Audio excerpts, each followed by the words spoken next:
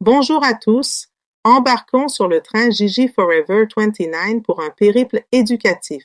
Aujourd'hui, notre voyage nous conduit à travers un exposé captivant rédigé par notre distingué ingénieur Michel Legagneur, intitulé « Gestion de l'eau, un élément vital à la reconstruction d'Haïti ». L'eau, cette ressource essentielle, est le fondement de la vie sur Terre, soutenant des écosystèmes stables et une biodiversité florissante. Cependant, pour des nations comme Haïti, l'accès à l'eau potable est un défi crucial pour la survie. Michel explore les défis environnementaux auxquels Haïti est confronté, en se concentrant sur la rareté de l'eau et les problèmes de pollution. La déforestation excessive a exacerbé l'érosion, réduit les réserves d'eau douce et a laissé de nombreuses personnes sans accès à l'eau potable. De plus, des systèmes d'assainissement défaillants augmentent le risque de maladies liées à l'eau, posant un risque sérieux pour la santé publique. Alors, plongez-vous dans cet article fascinant où l'ingénieur Michel Legagneur illustre que la gestion de l'eau est fondamentale pour la renaissance d'Haïti. Nous vous souhaitons la bienvenue à bord de cette aventure de découverte et de contemplation. Tous à bord.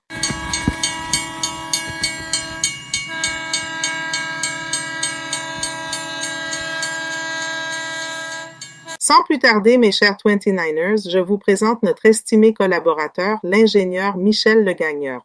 Michel, le micro est à toi. Salutations à tous. Je tiens à exprimer ma gratitude à Gigi et Karl de m'avoir à nouveau invité sur leur plateforme de podcast. Aujourd'hui, je vais traiter l'importance de l'eau dans les efforts et projets RDE Reconstruction en Haïti, sous le titre « Gestion de l'eau, un élément vital à la reconstruction d'Haïti ». Les forêts des montagnes d'Haïti, jadis luxuriantes et peuplées d'arbres imposants, n'ont plus, à présent, que leurs flancs dénudés et rocheux. Et quand il pleut, les eaux se précipitent de ces coteaux stériles, charriant le sol devenu vulnérable et provoquant des éboulements et glissements de terrain meurtriers. Ces eaux boueuses déferlent rapidement vers les rivières et cours d'eau sans avoir le temps de recharger les nappes aquifères. Ces réserves d'eau souterraines diminuent donc chaque jour davantage. Un corollaire de cette situation est la réduction drastique de la quantité d'eau disponible dans le pays. Quand on ajoute à cela la diminution prononcée du débit des rivières et cours d'eau, la contamination outrancière de ces derniers par les excréments humains et animaux, et d'autres ordures, on comprend bien pourquoi il est estimé, année 2023, que près de 40% de la population d'Haïti, 5000 milles de gens, n'ont pas d'accès à ce précieux liquide qu'est l'eau potable. L'inexistence ou l'inadéquation d'infrastructures sanitaires, d'assainissement et d'évacuation ou de traitement des eaux usées, l'absence des règles d'hygiène les plus élémentaires exacerbe davantage cette situation. S'il faut croire certaines estimations, 2 sur chaque 5 cas de morbidité affligeant Haïti sont attribuables à la piètre qualité de l'eau utilisée par la population. Selon l'Organisation panaméricaine de la santé, plus de 40% de tous les décès de ce pays sont causés par des maladies résultant de l'usage de l'eau. On n'exagère aucunement pas quand on affirme que presque toutes les sources d'eau d'Haïti, l'eau des nappes phréatiques, l'eau des cours d'eau et rivières, sont contaminées. Et ces contaminants incluent des excréments humains et d'animaux. Avant le tremblement de terre de 2010, moins de 17% seulement des habitants disposaient de toilettes ou de latrines sanitaires. Cette situation est pire dans les bidonvilles et les zones rurales. La poussière, les microparticules, résultant de la combustion du charbon et des combustibles fossiles, gasoline, huile, mazout, etc., des déchets solides et liquides de toutes sortes, huile, plastique, métaux toxiques, insecticides, etc. Par ailleurs, l'eau des tuyaux d'adduction existants contient des algues, des huiles, du goudron, du sel, etc. et l'eau mobile vendue n'est pas saine parce que les seaux et camions-citernes ne le sont pas non plus. Parlons maintenant de la protection des ressources d'eau. La pénurie d'eau potable, l'absence de toilettes ou de latrines hygiéniques et d'égouts sanitaires faisant tous partie d'un système d'assainissement inadéquat en Haïti peuvent facilement engendrer des épidémies comme le choléra qui, en 2010, tua plus de 9000 personnes. Concevoir et construire des infrastructures de préservation, d'épuration, de protection et de distribution adéquates de l'eau potable, en même temps que des systèmes durables d'évacuation, d'assainissement et de recyclage des eaux usées, doit faire partie intégrante d'un plan de reconstruction d'Haïti. Ces infrastructures peuvent être élaborées et construites à partir de projets simples et abordables dans toutes les communes du pays. Identification et protection de certains ruisseaux et cours d'eau qui doivent constituer les sources primaires d'eau potable. Construction de simples barrages et réservoirs de rétention des eaux des rivières en crue. Creusement de puits dotés de pompes actionnées par l'électricité solaire ou éolienne. Construction de latrines à compostage sec stratégiquement placées. Le compostage non seulement tue les bactéries et certains agents pathogènes, mais il produit aussi des engrais si importants à la production agricole. Les tuyaux des réseaux de distribution et d'évacuation des eaux doivent être flexibles, facilement accessibles et repérables parce qu'il faudra les maintenir adéquatement. Ce serait une très bonne idée de penser à la création d'un bureau national de l'eau qui aurait pour fonction 1. D'identifier, développer, protéger et conserver toutes les ressources en eau du pays. 2. De distribuer à tous de l'eau potable de haute qualité. À ce bureau pourrait être attaché un service d'hygiène publique qui aurait pour tâche l'évacuation et le traitement des eaux usées. La construction et la gestion d'égouts, il faut surtout éviter les égouts ou canaux d'évacuation à ciel ouvert. L'évacuation des déchets solides et liquides, l'inspection des latrines pour assurer que leur construction et usage respectent les normes hygiéniques, proximité des puits, cours d'eau et nappes aquifères, etc. Une solution doit être trouvée au phénomène de la défécation dans les cours d'eau et rivières. Cette pratique continuera si des latrines publiques ne sont pas placées stratégiquement et si un programme efficace et continu d'éducation n'est pas mis en place. Il faut absolument que les habitants du pays soient imbus de la relation qui existe entre cette pratique et leur santé. Tous les Haïtiens ont droit à une vie saine et productive en harmonie avec la nature. Une vie saine et productive est impossible si les maladies s'érigent en obstacle majeur. On ne peut pas avoir la santé dans des milieux de vie malsains et l'eau que nous buvons ou utilisons chaque jour est un composant essentiel de ces milieux de vie.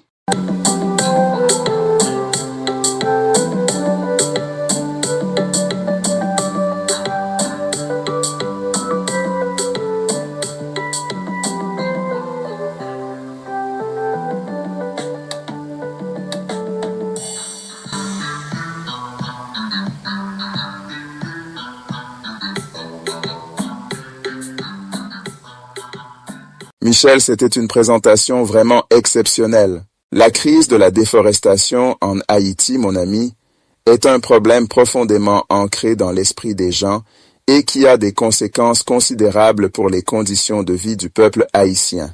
La déforestation en Haïti a ses origines dans l'époque coloniale et elle s'est intensifiée avec le besoin de verser une importante indemnité à la France après la Révolution haïtienne, ce qui a conduit à une exportation massive de bois.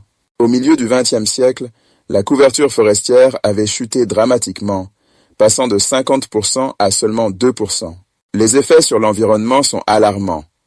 L'érosion des sols a provoqué une baisse de la productivité agricole, des inondations plus fréquentes et des dommages aux infrastructures. Pour remédier à cette situation, il est crucial, comme tu as dit, d'adopter des sources d'énergie durables, d'améliorer les pratiques agricoles et de mettre en place des politiques de gestion forestière efficaces. Les forêts du pays ont été sérieusement menacées par une multitude de facteurs que tu as brillamment exposés. J'apprécie particulièrement en tant que médecin l'accent que tu mets sur l'amélioration des infrastructures hydrauliques, la gestion appropriée des déchets et l'éducation en matière d'hygiène pour protéger nos ressources en eau et la promotion de la santé publique. En créant un Bureau national de l'eau et un service de santé publique, ainsi qu'en adoptant des pratiques de gestion durable de l'eau, ce sont là des solutions vraiment admirables que tu proposes en fin de compte pour traiter ces enjeux urgents. Merci encore, mon ami, pour ta précieuse contribution à l'espoir d'une Haïti meilleure. Wow! Michel, ta présentation était vraiment impressionnante. Tous les Haïtiens, et bien sûr tous les êtres humains, ont le droit fondamental à une vie saine et productive en harmonie avec la nature. Comme tu l'as si bien souligné, il est impossible de mener une vie épanouissante lorsque les maladies constituent des obstacles majeurs. Nous ne pouvons pas jouir d'une bonne santé dans des environnements malsains et l'eau que nous consommons quotidiennement est une composante essentielle de notre qualité de vie. L'impact environnemental que nous subissons, notamment l'érosion des sols qui réduit la productivité agricole, l'augmentation des inondations et les dommages aux infrastructures, souligne l'urgence de trouver des solutions. Nous avons besoin de sources d'énergie durables, de pratiques agricoles améliorées et de politiques de gestion forestière efficaces. Tu as brillamment détaillé chaque étape de la gestion de l'eau nécessaire à la reconstruction d'Haïti. Faisons une ovation à notre ingénieur talentueux pour son travail exceptionnel.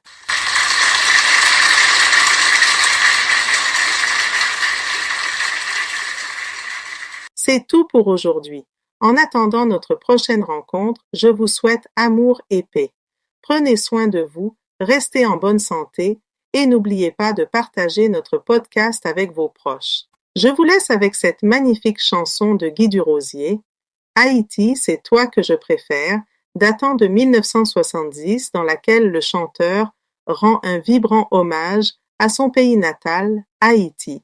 La chanson reflète l'amour profond et la préférence de l'artiste pour sa patrie, malgré les défis et les épreuves.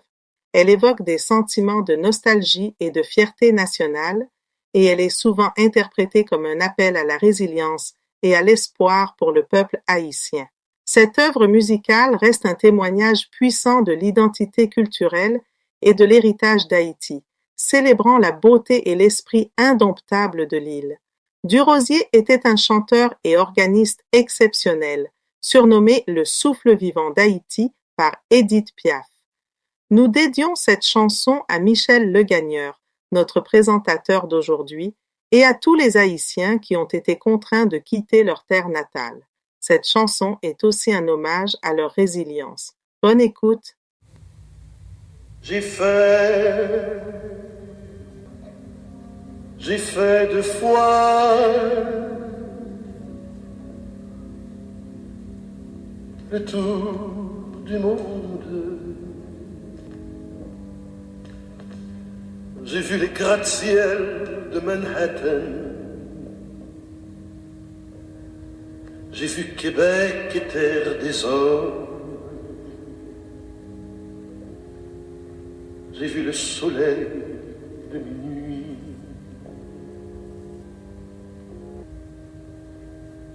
J'ai vu la Fontana di Trevi.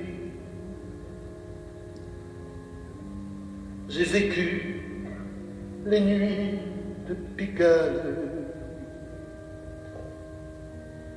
J'ai beaucoup aimé la Belgique et les corridas de Barcelona.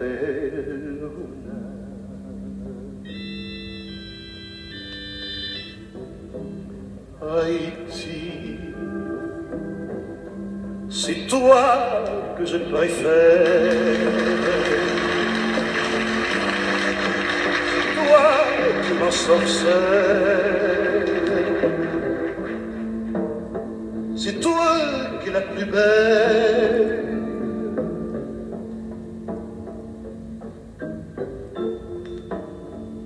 Avec tes femmes voluptueuses, avec l'esprit de tes poètes, Haïti,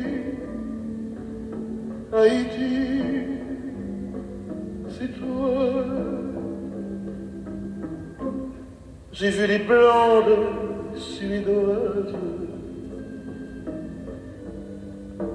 j'ai vu les belles parisiennes. Au Japon, j'ai touché le rêve. J'ai cru aux filles de l'Orient. J'ai voulu voir toute la jungle. J'ai pu fouler le sol d'Afrique. J'ai vu les mirages du Sahara. J'ai possédé des terres lointaines.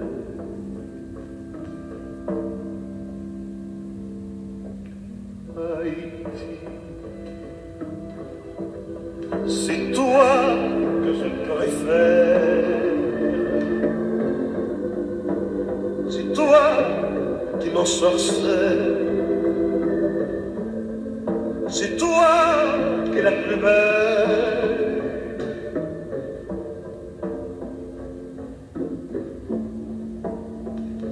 Avec l'esprit de tes poètes et la beauté de ton histoire, Haïti, Haïti, c'est toi. J'ai vu mon île merveilleuse.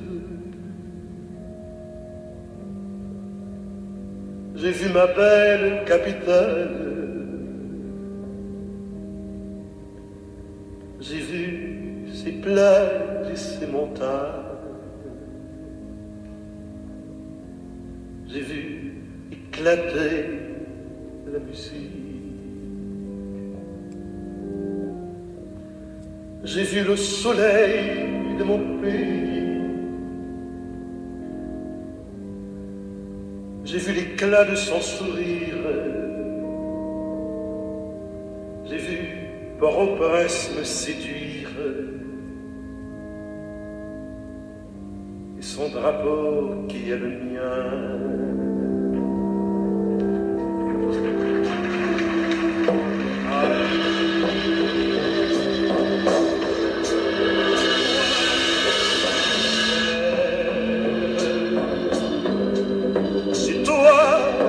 Sorcelle, c'est toi qui es la plus belle.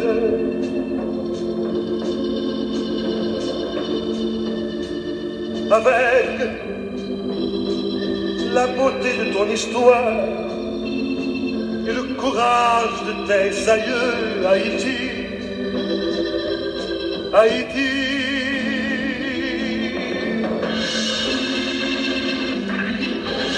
Haïti, c'est toi.